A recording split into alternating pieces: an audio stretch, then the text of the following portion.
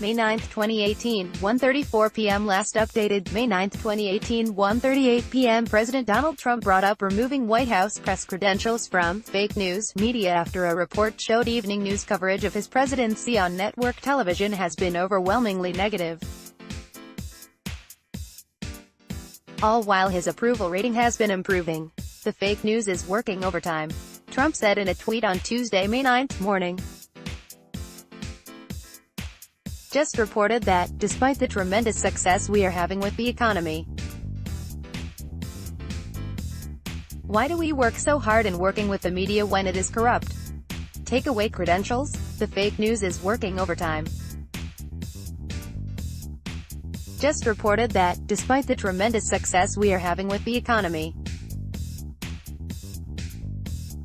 why do we work so hard in working with the media when it is corrupt? Take away credentials? Donald J.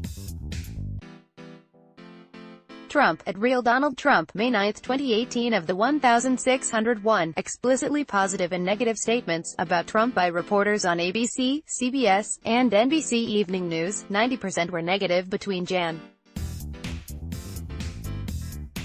1 and April 30, according to Media Research Center. Legacy media outlets have maintained primarily negative reporting on Trump's presidency since its beginning. An analysis of more than 3,000 stories during the first 100 days of his presidency across 24 different media organizations found that reporting on Trump has been the most negative compared to other presidents over the past 25 years, according to Pew Research Center.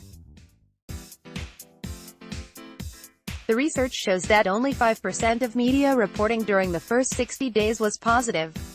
Negative stories were 62%, and 33% were neutral. By comparison, coverage of President Barack Obama during the same time period was 42% positive and 20% negative.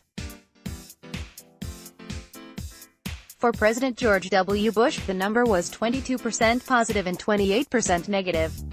And for President Bill Clinton, it was 27% positive and 28% negative.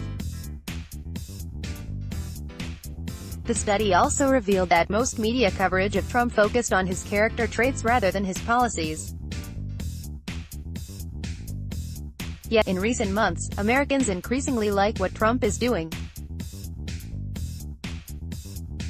His job approval rate has climbed from the 30s to 40s in recent months, with Reuters, Ipsos poll over 48% on May 2, the highest in 12 months. Particularly among black people, Trump's popularity more than doubled recently, from 11% on April 25 to 25% on May 3. What's more, he is now close to hitting 50% approval among independents. Trump commented on his improving ratings during his May 4 speech at the annual National Rifle Association meeting. "How does that happen when you only have bad publicity? How does that happen?" he said. "That's because people realize that a lot of what you read and a lot of what you see on television is fake. They realize it. The people are smart." That same day, Trump rebuked NBC News after the network backpedaled a story about Trump's lawyer that was based on anonymous sources. NBC News is wrong again. They cite sources which are constantly wrong. Problem is, like so many others, the sources probably don't exist, they are fabricated fiction. NBC, my former home with The Apprentice, is now as bad as fake news CNN. Sad, Trump stated in a tweet. NBC News is wrong again. They cite sources which are constantly wrong.